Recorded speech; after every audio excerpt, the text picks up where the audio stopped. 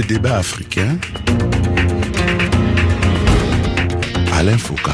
Le but en la créant était de mettre fin à l'impunité des criminels de masse. Ce devait être l'épée de Damoclès sur la tête des tueurs, des auteurs de génocides, de crimes contre l'humanité et des sanglants dictateurs.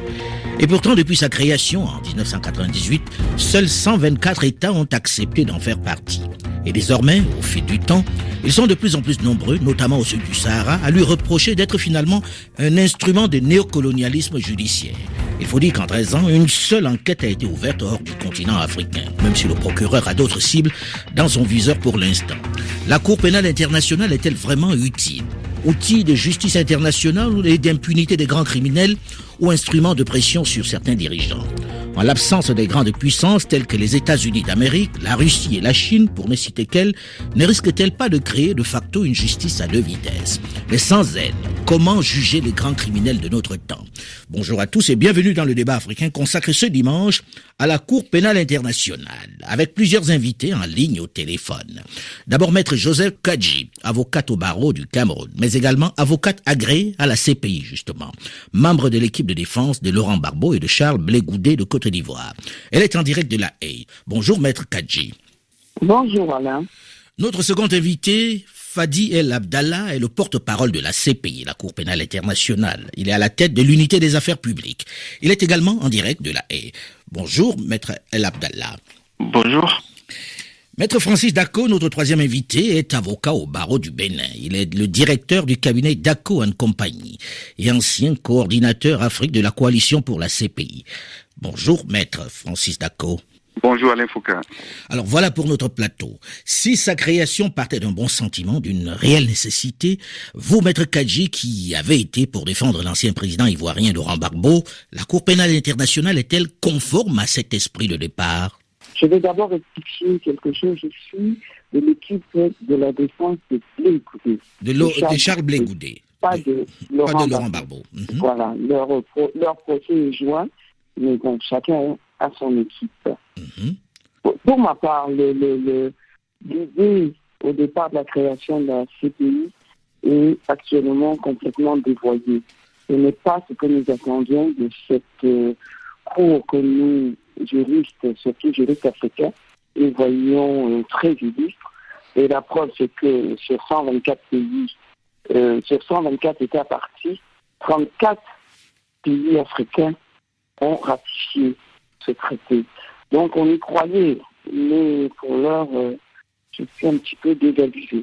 Mais qu'est-ce qui vous désabuse à ce point-là ? Qu'est-ce qui vous fait penser aujourd'hui que l'idée de départ est dévoyée ? Alain, est-ce que vous vous rendez compte que sur 6 prisonniers, 6 accusés qui sont actuellement dans les geôles de la CPI, il y a 6 Africains et rien d'autre. Je trouve ça éminemment choquant. Allez sur le site de la CPI, vous verrez uniquement des photos d'Africains errants. Sommes-nous les seuls à avoir des problèmes dans ce monde ? Pour vous, comment cela s'explique qu'il n'y ait que des Africains sur place ? N'est-ce pas aussi parce que c'était des zones de conflit particulièrement, on va dire, violentes ? Voulez-vous dire qu'il n'y a pas de conflit en Asie ? Il n'y a pas de conflit en Afghanistan ? Il n'y a pas de conflit au Moyen-Orient ? Arrêtons. Mais il y a des lorsque conflits partout. Si un tribunal se veut international, il faut qu'il agisse comme tel. Pour vous, c'est à dessein. Ça ne vise que les Africains. Pour moi, ça ne vise pour l'instant. Ce n'est pas pour moi, c'est l'évidence. Les faits sont là. Ça ne vise que les Africains pour l'instant. Il y a 10 situations qui sont sous enquête, comme on dit ici. Et dans ces 10 situations, il y a 9 pays africains. Il y a un seul pays de l'Europe de l'Est, c'est la Géorgie. Maître Abdallah, qu'en pensez-vous ? Quelle réaction à cette accusation, à cette remarque que fait maître Joseph Kadji ? La réponse devra nécessairement être complexe, mais d'abord, si vous me permettez de dire, ce qui paraît évidemment peut être tout à fait trompeur, et ça s'avère souvent le cas. Oui, il est vrai que sur 10 enquêtes en cours, il y en a 9 qui concernent l'Afrique, mais c'est vrai que la majorité de ces enquêtes sont à la demande des États africains eux-mêmes. Donc c'est pas la CPI qui s'est imposée à ces États. Ce sont ces États qui ont demandé à la CPI de les aider pour rendre justice à leurs propres victimes. C'est le cas pour l'Ouganda, le Mali, la République centrafricaine, la République démocratique du Congo, etc. Et très récemment pour le Gabon, même s'il n'y a pas encore d'enquête pour le Gabon, on est en phase d'examen préliminaire. Mais c'est un exemple dans lequel on voit que ce sont les États eux-mêmes qui ont demandé à la CPI d'ouvrir une enquête. Il n'y a pas, jusqu'à présent, d'États non africains qui ont demandé à la CPI d'ouvrir une enquête. Alors, avant d'aller un peu plus loin, vous dites, dans le cas du Gabon, c'est l'État du Gabon qui aurait demandé une enquête sur une personnalité gabonaise? Non, en fait, les enquêtes ne sont pas demandées à propos d'une personnalité, mais à propos de certains crimes qui auraient été commis. Et c'est au bureau du procureur de la CPI de voir est-ce qu'il y a lieu à ouvrir une enquête ou pas du tout. Et si une enquête est ouverte, qui pourrait être responsable des crimes les plus graves commis dans le cadre d'un certain conflit. Mais là, vous dites que c'est Donc, l'État... c'est jamais contre une certaine personne. Mais oui, je dis que ce sont les États africains qui ont demandé à la CPI d'ouvrir les enquêtes. Mais donc, dans le même temps, est-ce que ça ne peut pas devenir un instrument aux mains de ceux qui sont aux affaires, mais pour éliminer des adversaires politiques? Là, ce sont les États, c'est-à-dire c'est le pouvoir en place qui demande à ce qu'on ouvre une enquête. Est-ce que cet outil ne peut pas être manipulé pour se débarrasser de ses adversaires? Je vais vous répondre, mais d'abord, il faudra expliquer que la saisine par un État, ce n'est qu'un seul moyen de saisir la CPI. Il y a par la suite la saisine par le Conseil de sécurité, et le Conseil de sécurité a saisi la CPI à propos de la Libye et du Darfour, mais ne l'a pas saisi à propos d'autres situations dans le monde. Justement, Troisième on va parler moyen, de la Libye c'est le dans bureau un du instant. procureur. On va y revenir. Le bureau du procureur peut également s'autosaisir lorsque les conditions de sa propre compétence sont réunies, ce qui a été fait pour le Kenya, mais qui a été fait également pour la Géorgie. Après, comme vous l'avez dit, il y a des examens préliminaires concernant d'autres situations dans le monde, donc il y aura d'enquêtes sur d'autres situations dans le monde. Actuellement, il y a 10 examens préliminaires, dont je cite par exemple la Colombie, l'Afghanistan, l'Ukraine, la Palestine, etc. Mais là, Donc, on voyez, est encore au stade, on est encore au stade des enquêtes préliminaires qui peuvent ne jamais aboutir. Avant de revenir à vous, j'ai envie de poser la même question à Maître Francis Dako. Vous qui y avez été, est-ce que vous comprenez la critique qui est aujourd'hui adressée par de nombreux Africains, aujourd'hui? Oui, je comprendrais la critique si elle était objective, c'est-à-dire que si on reprochait à la Cour pénale internationale d'agir sur des situations qui n'existaient pas, je comprendrais la critique. On sait que la CPI agit où le besoin est. Et on ne propose pas à la CPI, aux victimes donc de ces répressions, une cour alternative. On ne dit pas qu'au niveau local, nous allons faire quelque chose.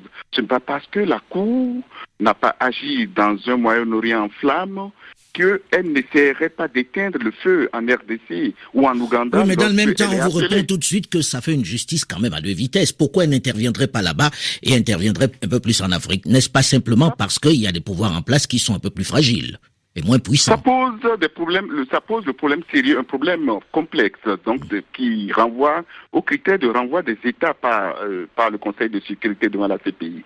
C'est un critère éminemment politique. Voilà. Où un organe juridictionnel n'a rien à voir. La Cour est un organe juridictionnel qui reçoit des cas sur lesquels elle est obligée donc de se prononcer, mais elle ne va pas chercher les cas. Et donc c'est aux hommes politiques donc de régler ces problèmes.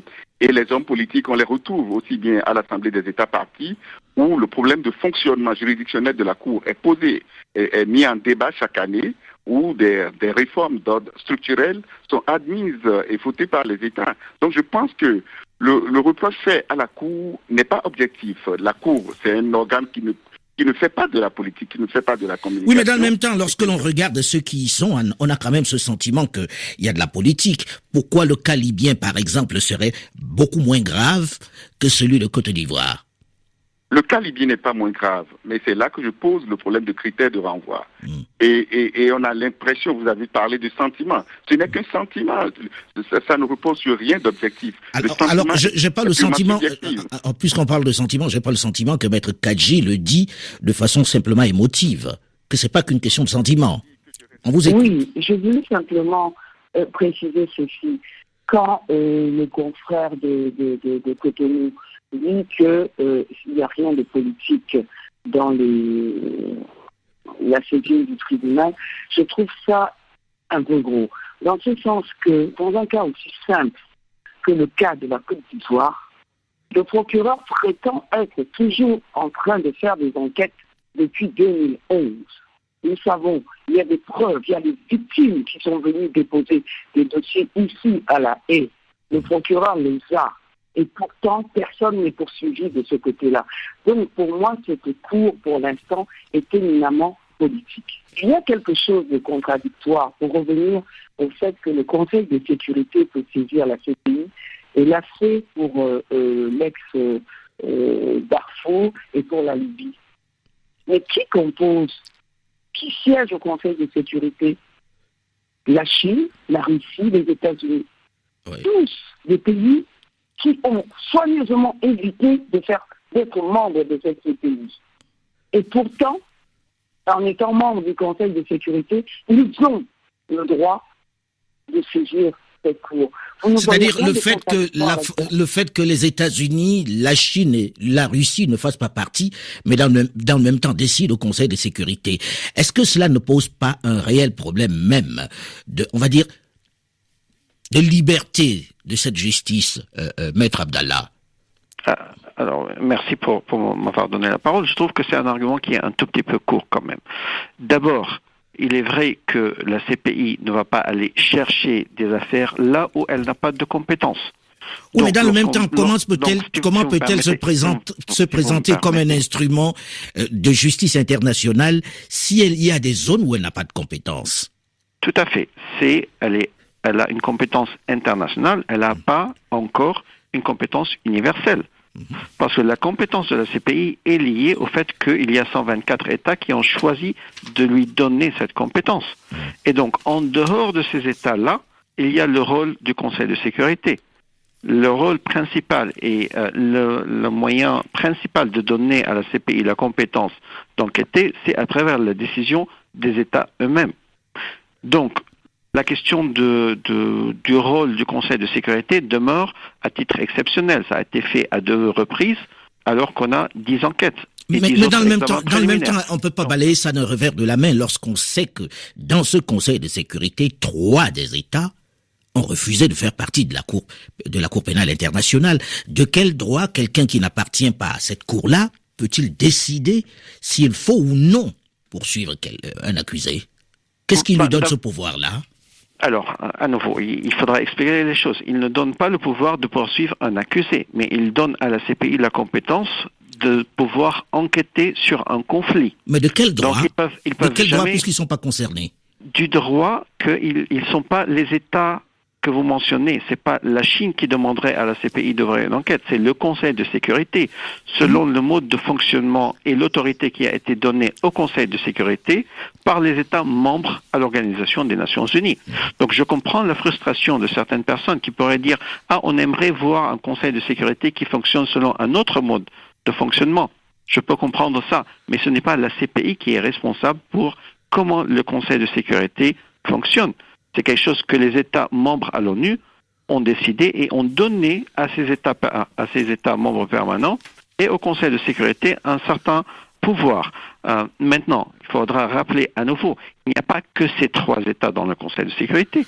Si on prend l'exemple de la saisine... majoritaires. Ils sont majoritaires et ils sont les plus puissants. On parle de 3 États non partis dans ce cadre-là, mais si on voit la question de la saisine de la CPI à propos de la situation en Libye, ça a été décidé à l'unanimité. Donc, y compris les membres qui représentent le continent africain ont également voté pour que la CPI puisse enquêter sur la question libyenne. Donc, on est d'accord sur cet élément-là. Ce n'est pas simplement des États qui demande à la CPI dans ce cadre-là, mais c'est le Conseil de sécurité en tant que conseil, avec le pouvoir d'un conseil, et non pas des États séparés. Donc ça, c'est un élément. L'autre élément qu'on avait évoqué, c'est la question des enquêtes du bureau du procureur.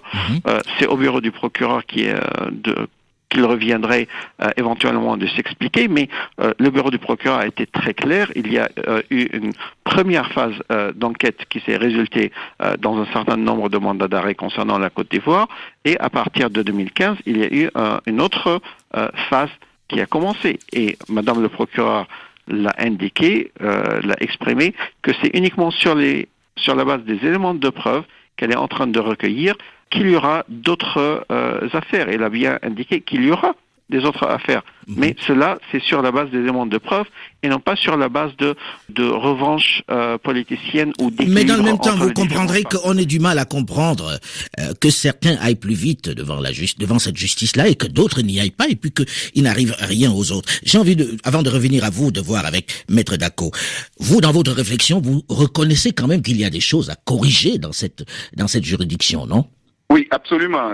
Surtout parlant du cas de la Côte d'Ivoire, je pense que la politique criminelle du procureur de la CPI nécessite en fait qu'elle soit revisitée et que la Cour n'apparaisse pas comme une justice à double vitesse. Je pense que la réponse servie par Maître Abdallah, sans être du bureau du procureur, elle est connue depuis 3 ans, depuis 5 ans, elle n'a jamais évolué. Je pense qu'elle a besoin d'être dynamique pour épouser les contours du conflit ivoirien. Donc sur la question ivoirienne même, vous trouvez qu'il y a des questions qui se posent, qui ne sont pas très, on va dire, qui ne donnent pas l'impression que ce soit une justice libre?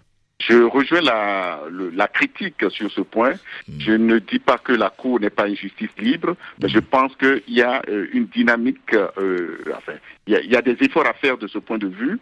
Et les restrictions budgétaires ou le phasage donc des enquêtes ne peuvent toujours pas servir donc d'explications pertinentes.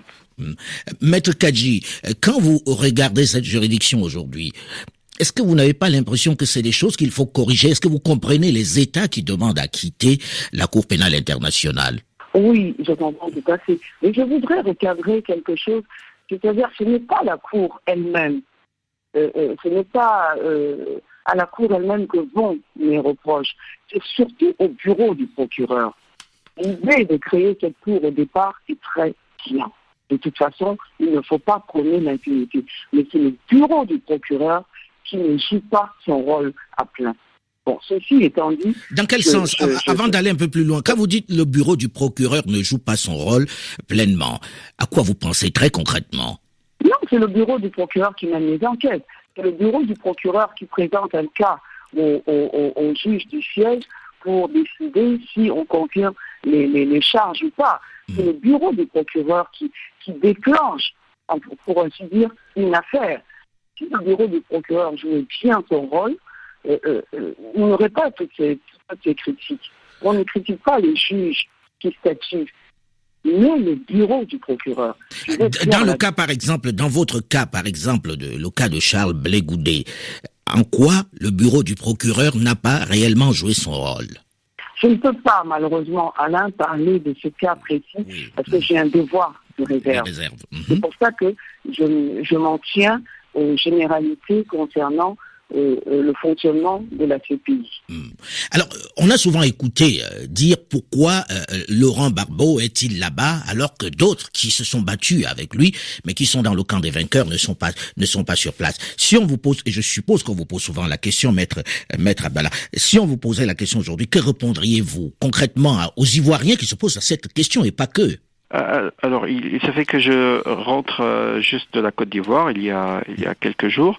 Et en effet, ça fait partie des questions qui sont posées. J'étais là-bas avec des représentants du bureau du procureur qui ont expliqué le besoin du phasage, qui a été critiqué par mon confrère, mais qui ont expliqué pourquoi c'était une leçon que le bureau du procureur avait tirée des autres enquêtes et qu'il a décidé de l'appliquer dans ce cadre-là. On va en parler dans une dizaine de minutes, juste après une nouvelle édition du journal sur Radio France Internationale. Nous reviendrons vraiment sur cette question de Laurent Gbagbo, puisque vous commencez à nous donner des explications et vous revenez de Côte d'Ivoire. On se retrouve dans une dizaine de minutes pour la suite du débat africain. Restez à l'écoute.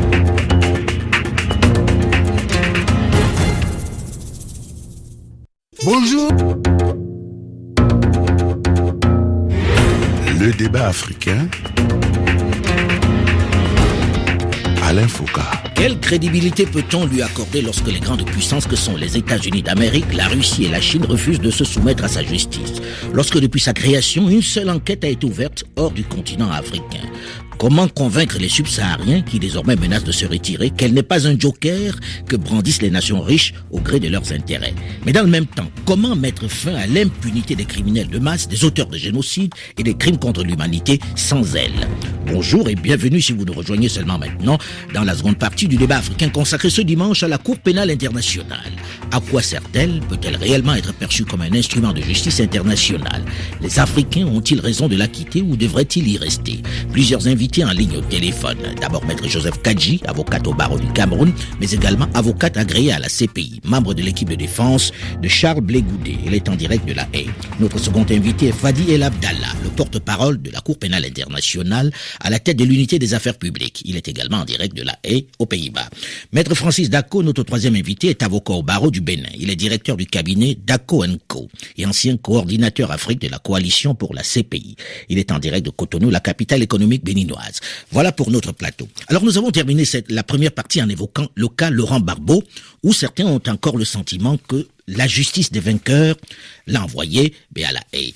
Maître Abdallah, vous expliquiez pourquoi lui il y est et pas certain qu'on attend encore à Abidjan. Alors, ce que j'étais en train d'indiquer, c'est que les représentants du bureau du procureur avaient expliqué, lorsqu'on était à Abidjan même, avaient expliqué pourquoi ils avaient considéré qu'il est important de procéder à ce phasage, à faire une première phase d'enquête qui s'est résultée dans les mandats d'arrêt, y compris à l'encontre de M. Laurent Gbagbo, et puis faire une deuxième phase qui se concentre sur d'autres crimes, tout en respectant le cadre qui est d'enquêter sur les crimes prétendument commis dans les deux camps du conflit à l'époque.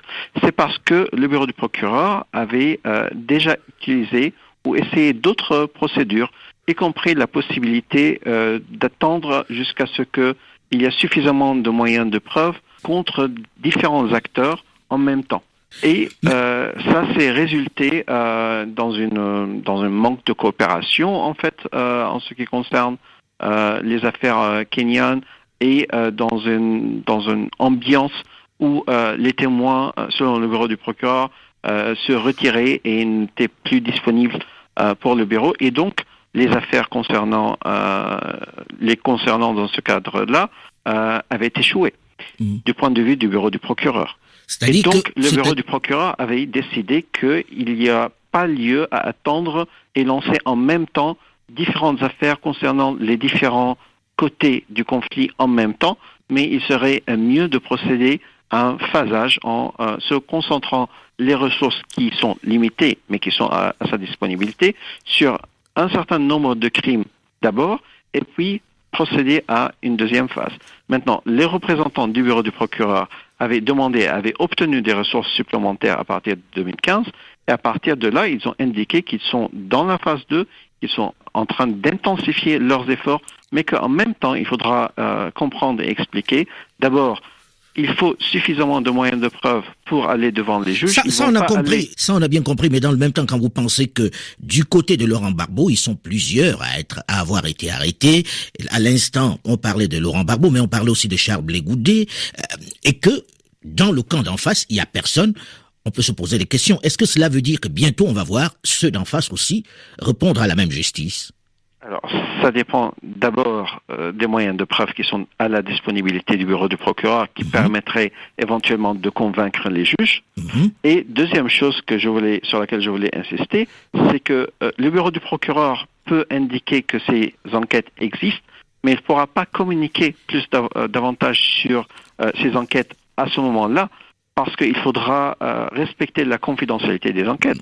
Donc, au moment où il y aura quelque chose de public, on ne manquera pas de le rendre public et de l'expliquer, mais au moment où nous sommes toujours dans la phase d'enquête, il faut respecter la confidentialité et faire confiance au bureau du procureur qui est en train de faire ces enquêtes-là.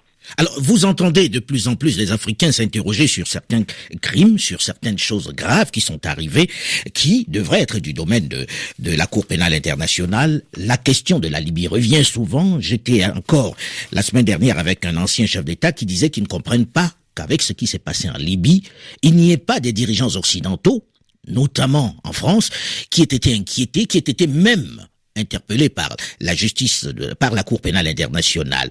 Certains ont pensé à Nicolas Sarkozy, qui a provoqué une guerre pour des raisons qui ne sont pas réelles.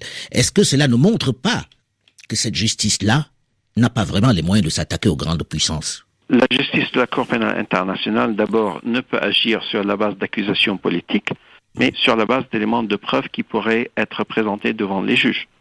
Donc, pour la CPI, ce n'est pas le fait d'être parti dans un conflit ou dans une guerre, ou même de la lancer éventuellement. Ce n'est pas ça qui est condamnable, mais c'est la planification et les ordres donnés de commettre des crimes spécifiques. Oui, mais dans le même temps, quelle est la grande différence si on lance une guerre sur un mensonge comme on l'a fait pour l'Irak et comme on l'a fait pour la Libye?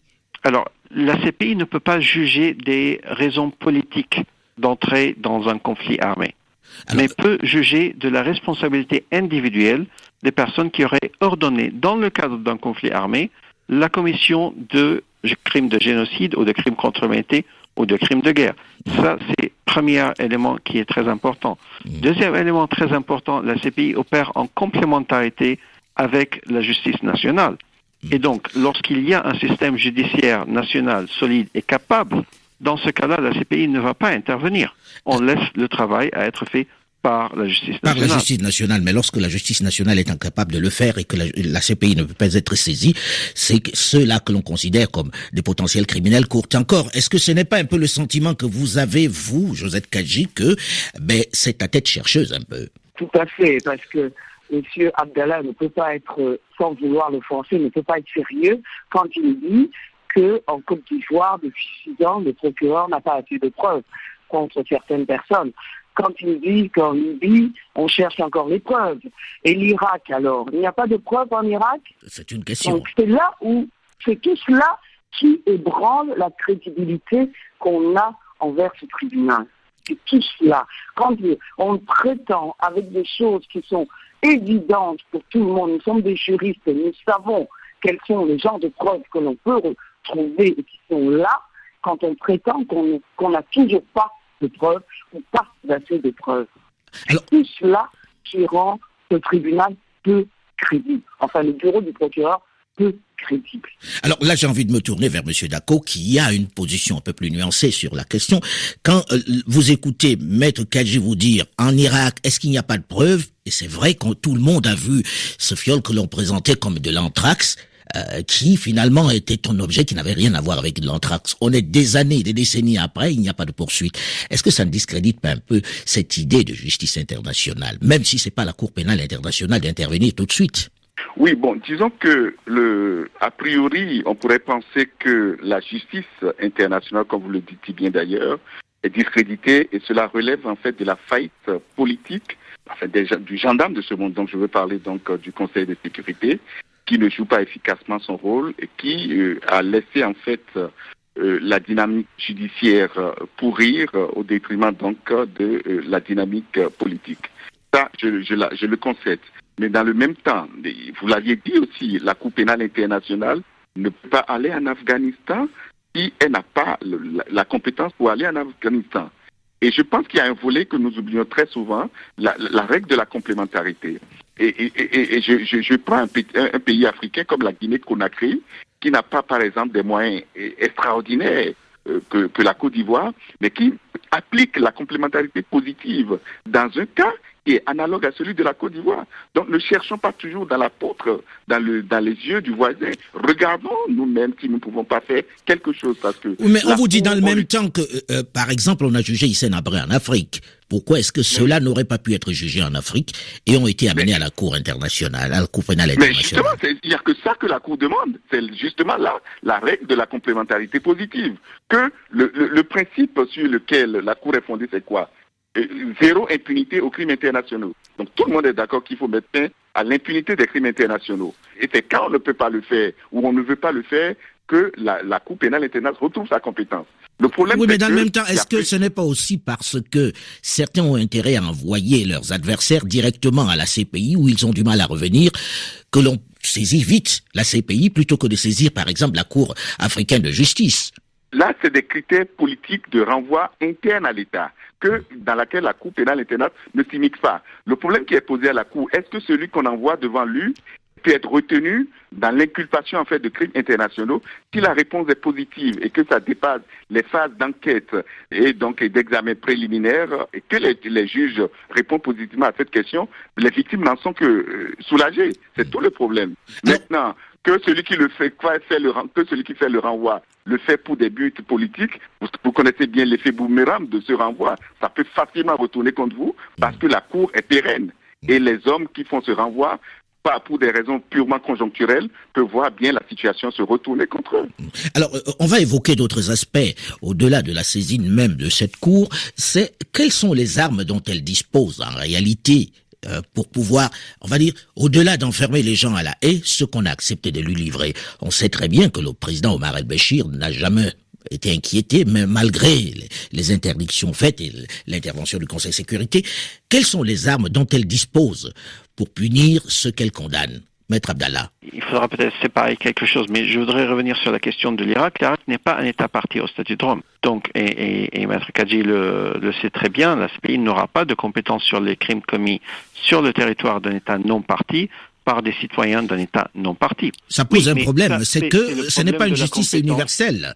Donc, c'est ce que j'avais dit dès le départ. La CPI a une compétence internationale, mais non pas une compétence universelle. Et la CPI est une organisation qui est créée par les États qui ont décidé souverainement de se joindre et de ratifier le statut de Rome. Mais est-ce que ça ne cause pas une gêne qu'il y ait une justice pour d'autres et pas pour les plus puissants, par exemple? Là, quand on dit la Cour pénale internationale n'a pas compétence pour aller là-bas, mais elle peut aller là-bas, vous comprenez la réaction des Africains qui disent pourquoi ce serait pour nous et qu'on a envie de se retirer. Tout simplement pour la raison que les États africains avaient eux-mêmes décidé de se joindre à la CPI en comprenant que la CPI est dans leur propre intérêt et dans l'intérêt de leur propre population. C'est la protection des peuples qui compte. Si on va comparer ça à un État, à un autre État, ils ont peut-être d'autres raisons de se joindre ou non. Et la CPI, en tant qu'organisation internationale, est tenue au respect de la souveraineté de chaque État.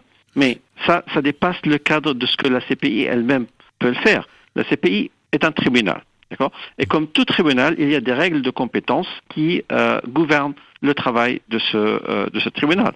C'est exactement comme est la situation au niveau national. Dans une ville, il y a un tribunal qui ne va pas s'immiscer dans les travaux qui relèvent de la compétence d'un autre tribunal dans une autre ville. On entend pas mal d'États dire nous voulons nous retirer. On a entendu parler de l'Afrique du Sud, de la Zambie, etc., etc.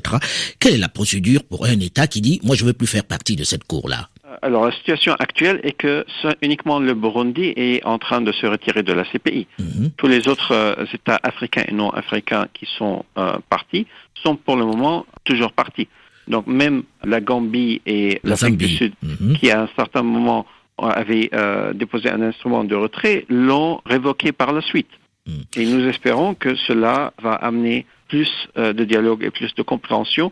Et la CPI est toujours prête à ce dialogue, mais dans la limite de son mandat de l'indépendance judiciaire. La procédure pour se retirer est établie dans le statut de Rome lui-même, c'est-à-dire il est une décision souveraine de ratifier, c'est également une décision souveraine de se retirer, mais le retrait ne prend effet qu'au moins 1 an après le dépôt de l'instrument de retrait et n'aura pas d'effet sur les obligations nées antérieurement. C'est-à-dire, par exemple, s'il y a une enquête qui est ouverte avant la date du retrait effectif, eh bien, l'État concerné demeure sous l'obligation de coopérer avec la CPI pour les affaires nées de cette enquête. C'est-à-dire, celui qui dit « je me retire aujourd'hui », s'il y a déjà une plainte, il sait que de toute façon la plainte ira au bout et que c'est son problème s'il se retire, mais on continuera de le poursuivre, en gros. Aujourd'hui, si le Soudan, par exemple, dit « je me retire », la plainte contre Omar el-Béchir est pendante. La question de Soudan, le Soudan a été dans l'obligation de coopérer avec la CPI en fonction d'une résolution du Conseil de sécurité. Le Soudan n'est pas État parti.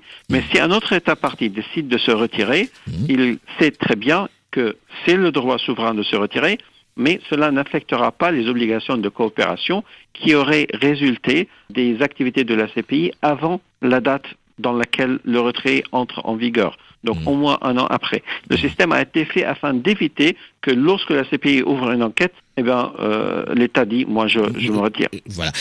Maître Kadji, est-ce que vous comprenez ces États qui disent qu'ils veulent se retirer, mais qui finalement, au bout, n'engagent pas de procédure de retrait? Non, avant de venir à cela, je voudrais préciser, donner mon opinion sur l'adhésion massive des États africains. En fait, c'est parce que les États africains ne sont pas libres. On a plus ou moins obligé les États africains à ratifier ce traité de Rome. La preuve en est que quand ils veulent sortir, malgré une décision unanime pratiquement des membres de l'Union africaine, il y a des pressions pour retirer, enfin bref, les États africains ne sont pas libres. Cela étant dit, je voudrais revenir sur cette idée de complémentarité. Cette idée de complémentarité montre à quel point ce tribunal est bancal. Regardez, on dit bien que la CPI a vocation à compléter et non à remplacer les systèmes pénaux nationaux. La Côte d'Ivoire vient de montrer, en jugeant Mme Gbagbo, pour les mêmes faits pour lesquels son époux est poursuivi ici à La Haye, la Côte d'Ivoire vient de montrer qu'elle peut juger. La Libye vient de montrer qu'elle peut juger. Donc, pourquoi n'applique-t-on pas cette complémentarité qui est dans les textes? Pourquoi ne dit-on pas que certains pays africains sont capables de mener à bien des procès pour génocide, pour crimes contre l'humanité, etc. Et on le fait. Oui, mais dans le même temps, on vous dit ceux qui y sont ont été envoyés par les pouvoirs en place, c'est-à-dire qu'ils avaient estimé qu'ils ne pouvaient pas juger Laurent Gbagbo, par exemple, sur place, ou Charles Bégoudé. Oui, mais après, ils ont prouvé qu'ils pouvaient juger Mme Gbagbo pour les mêmes faits exactement et dans les mêmes situations exactement. Donc, qu'est-ce qui empêche la CPI de se dessaisir de cette affaire et de renvoyer cela devant le tribunal national de Côte d'Ivoire, et qui rendra cette CPI plus crédible car respectueuse de ses propres textes?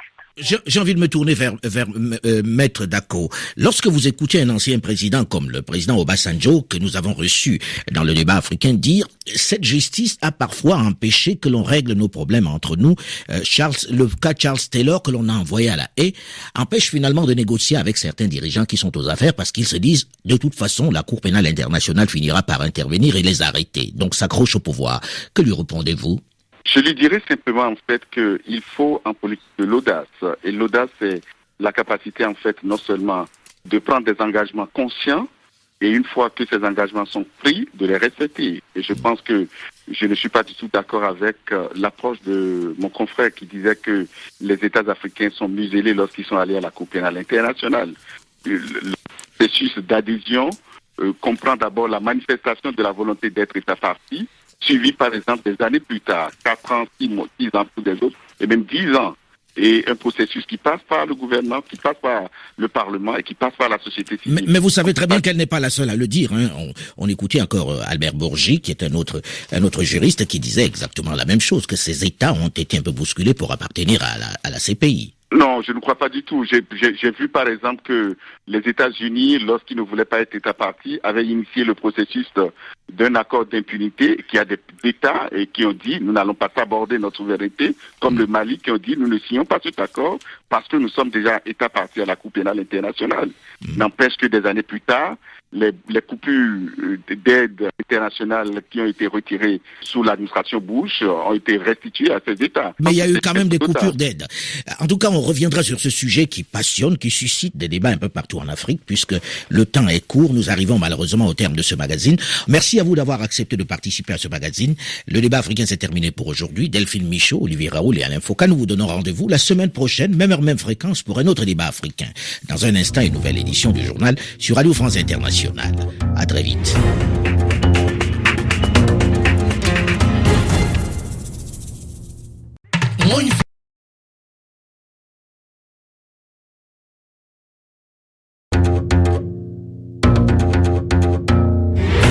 Le débat africain,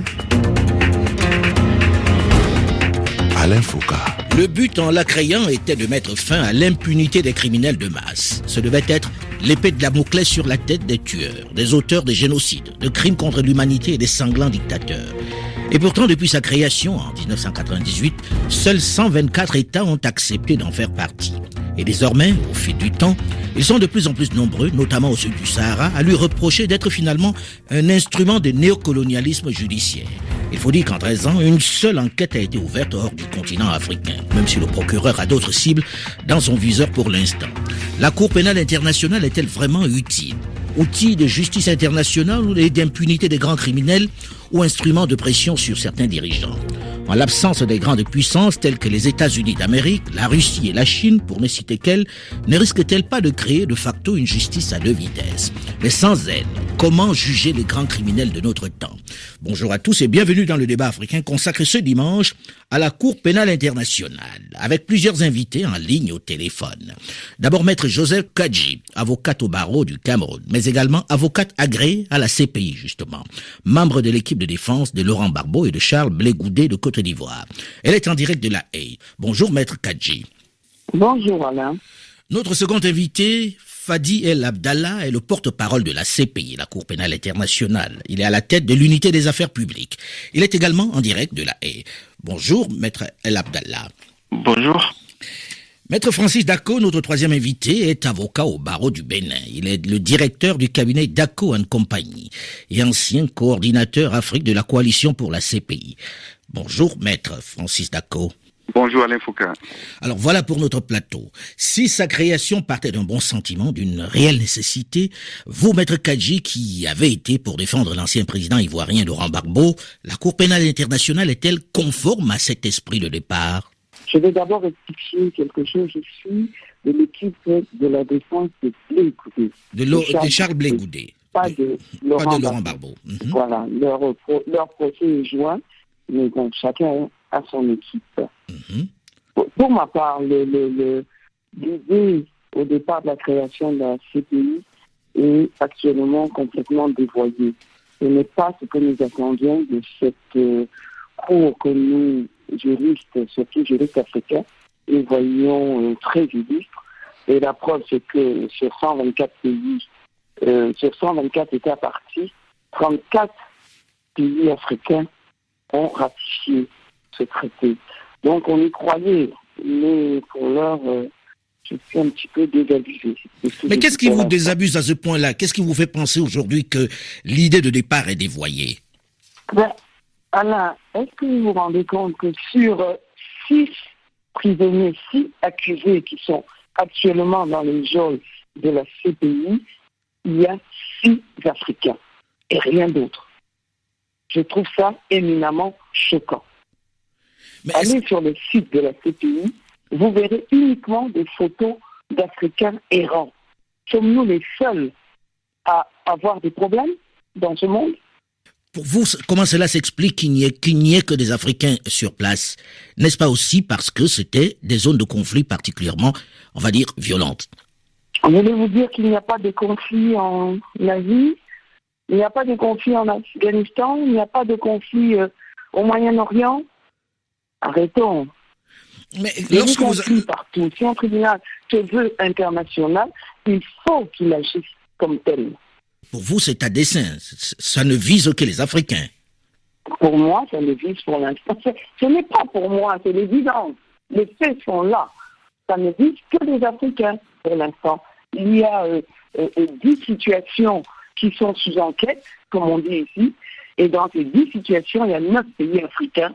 Il y a un seul pays de l'Europe de l'Est, c'est la Géorgie. Maître Abdallah, qu'en pensez-vous ? Quelle réaction à cette accusation, à cette remarque que fait maître Joseph Kadji ? La réponse devra nécessairement être complexe, mais d'abord, si vous me permettez de dire ce qui paraît évidemment peut être tout à fait trompeur, et ça s'avère souvent le cas. Oui, il est vrai que sur 10 enquêtes en cours, il y en a 9 qui concernent l'Afrique, mais c'est vrai que la majorité de ces enquêtes sont à la demande des États africains eux-mêmes. Donc c'est pas la CPI qui s'est imposée à ces États. Ce sont ces États qui ont demandé à la CPI de les aider pour rendre justice à leurs propres victimes. C'est le cas pour l'Ouganda, le Mali, la République centrafricaine, la République démocratique du Congo, etc. Et très récemment pour le Gabon, même s'il n'y a pas encore d'enquête pour le Gabon, on est en phase d'examen préliminaire. Mais c'est un exemple dans lequel on voit que ce sont les États eux-mêmes qui ont demandé à la CPI d'ouvrir une enquête. Il n'y a pas, jusqu'à présent, d'États non africains qui ont demandé à la CPI d'ouvrir une enquête. Alors, avant d'aller un peu plus loin, vous dites, dans le cas du Gabon, c'est l'État du Gabon qui aurait demandé une enquête sur une personnalité gabonaise? Non, en fait, les enquêtes ne sont pas demandées à propos d'une personnalité, mais à propos de certains crimes qui auraient été commis. Et c'est au bureau du procureur de la CPI de voir est-ce qu'il y a lieu à ouvrir une enquête ou pas du tout.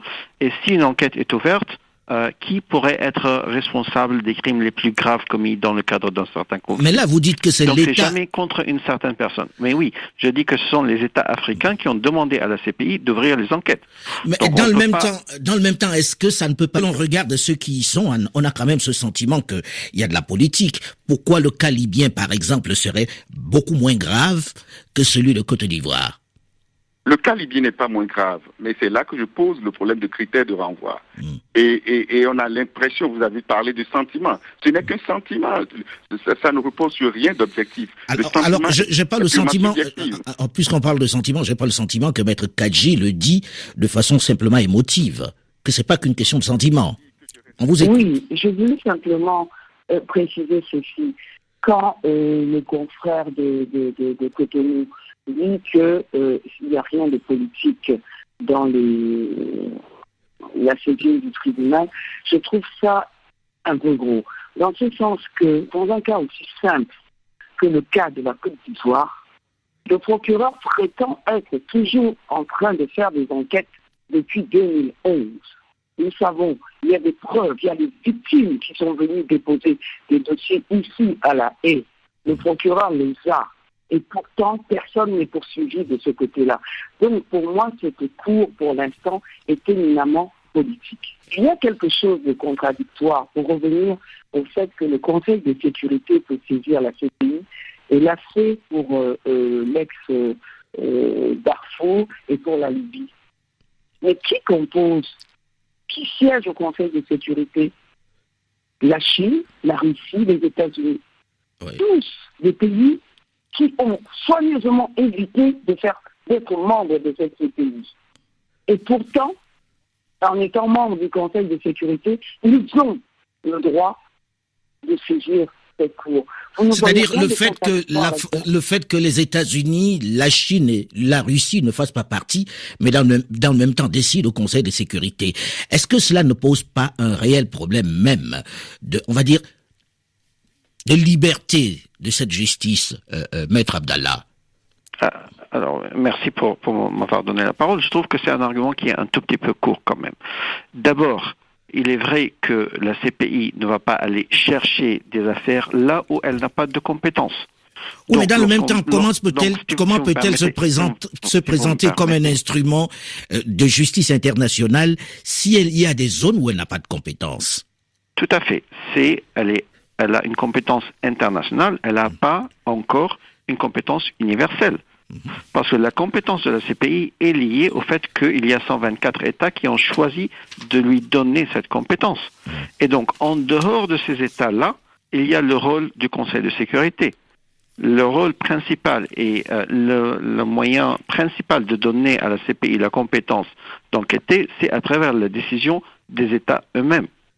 Donc, la question du rôle du Conseil de sécurité demeure à titre exceptionnel. Ça a été fait à 2 reprises, alors qu'on a 10 enquêtes. Mais dans le même temps, on ne peut pas balayer ça d'un revers de la main lorsqu'on sait que dans ce Conseil de sécurité, 3 des États ont refusé de faire partie de la Cour pénale internationale. De quel droit quelqu'un qui n'appartient pas à cette Cour-là peut-il décider s'il faut ou non poursuivre un accusé? Qu'est-ce qui lui donne ce pouvoir-là?